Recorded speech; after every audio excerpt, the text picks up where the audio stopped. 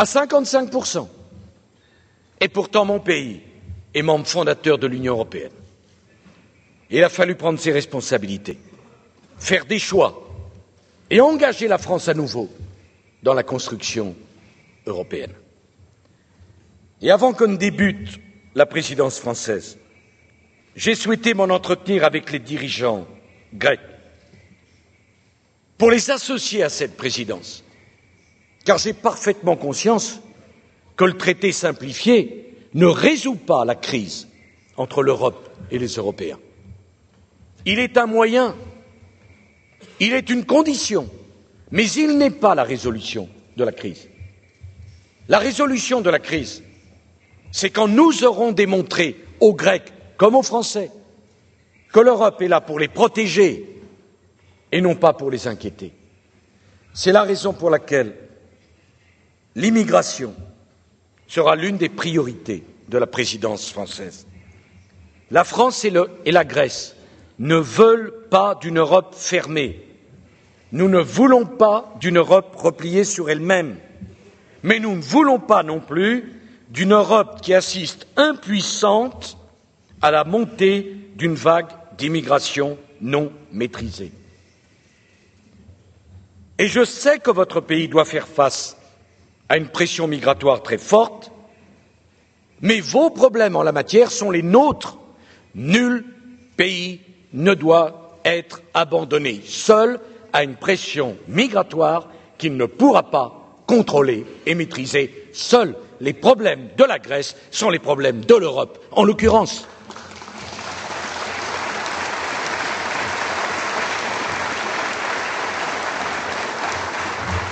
Quelles que soient vos convictions, nous ne pouvons pas à la fois faire un espace commun de libre circulation des femmes et des hommes et avoir 27 politiques nationales sur ce sujet alors que notre frontière est commune. Voilà pourquoi la présidence française proposera un pacte européen sur l'asile et sur l'immigration. Il en va aussi d'une compétence profondément européenne que d'avancer dans le domaine de la défense et de la sécurité. Les Grecs et les Français fournissent les efforts de défense parmi les plus importants d'Europe. Nous disons à nos partenaires que l'Union européenne est l'une des régions les plus riches du monde. On ne peut pas être riche, vouloir être puissant, espérer compter politiquement et ne pas être capable d'assurer soi-même sa défense. Qu'adviendra-t-il de la puissance économique de l'Europe? Qu'adviendra-t-il de la puissance politique de l'Europe si l'Europe n'est pas capable, par elle-même, d'assurer sa défense? Je voudrais d'ailleurs dire que dans mon esprit, il ne s'agira jamais de faire concurrence à l'OTAN. Je veux l'affirmer ici à Athènes, l'Europe de la défense et l'Alliance atlantique sont complémentaires. Nous avons besoin des deux, l'OTAN et l'Europe de la défense. Opposer l'une à l'autre n'a proprement aucun sens. J'ajoute que la Grèce est placée à la charnière de plusieurs mondes. C'est un grand atout pour vous, mais ça n'est pas qu'un atout.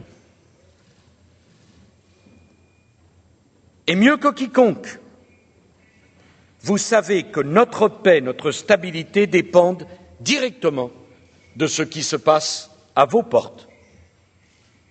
C'est vrai du Proche-Orient, où 60 ans après la création de l'État d'Israël, nous devons tout faire pour que progresse un règlement de paix permettant la coexistence pacifique d'un État israélien et d'un État palestinien dans des frontières sûres et reconnues. À quoi sert-il d'attendre pour que l'évidence finisse par triompher? La meilleure garantie de la sécurité d'Israël, c'est l'existence d'un État palestinien aux frontières délimitées, modernes et démocratiques.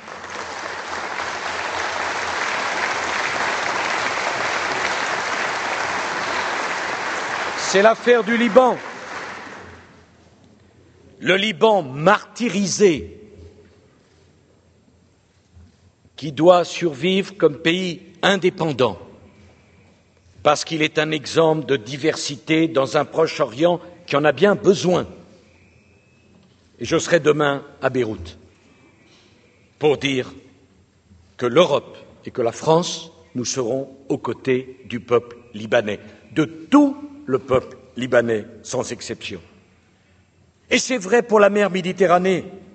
Nos deux nations sont filles de la Méditerranée. Mais qui davantage que la Grèce a noué avec cette mer civilisatrice une alliance étroite et intime? Tout vous attache à la Méditerranée. J'ai la conviction que ce qui se joue autour de la Méditerranée est vital pour notre avenir. En tournant le dos à la Méditerranée, l'Europe a cru tourner le dos à son passé, elle tournait le dos à son avenir. Et c'est là où, Grecs et Français, nous pouvons préparer l'avenir. Et c'est là où nous avons besoin de la Grèce, dans le cadre du projet d'Union pour la Méditerranée. Nous pouvons faire ensemble de la Méditerranée la mer la plus propre au monde. Nous pouvons coordonner nos moyens de sécurité civile. Lorsque vous avez été ravagés par les feux de forêt l'an passé et les autres années, mais c'est toute l'Europe qui doit se mobiliser pour vous aider. Et lorsque ça arrive au Portugal, c'est toute l'Europe qui doit se mobiliser pour aider les Portugais. Et lorsque ça arrive en France, nous avons, nous aussi, besoin de la mobilisation de toutes les forces de sécurité civile européennes. Pourquoi ne pas imaginer une force européenne de sécurité civile? À quoi nous sert-il d'acheter pour nous seuls des avions qui ne servent que 3 mois dans l'année, alors qu'avec l'Europe, nous pourrions être plus forts, plus efficaces et plus rapides? Voilà ce que peut apporter l'Europe aux Grecs et aux Français. Alors je mesure tous les problèmes de la Méditerranée. Et dans la Méditerranée, il y a Chypre. Il est temps que tombe enfin le mur de Nicosie.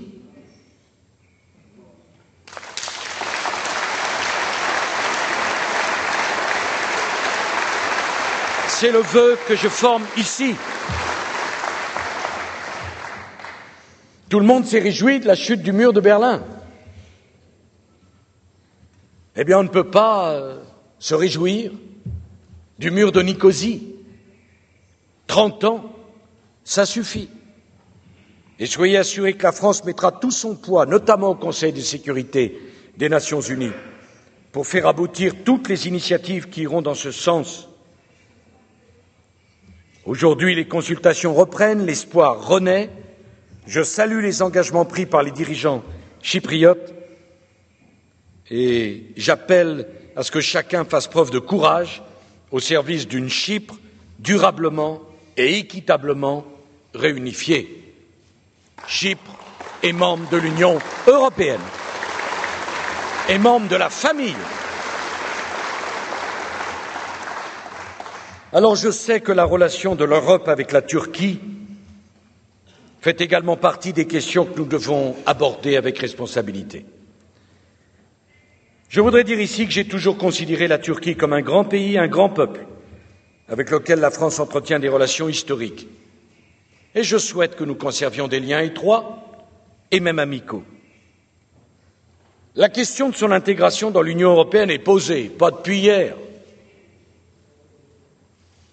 depuis le milieu des années 60. Et c'est quand même pas de ma faute si la réponse n'a pas été apportée.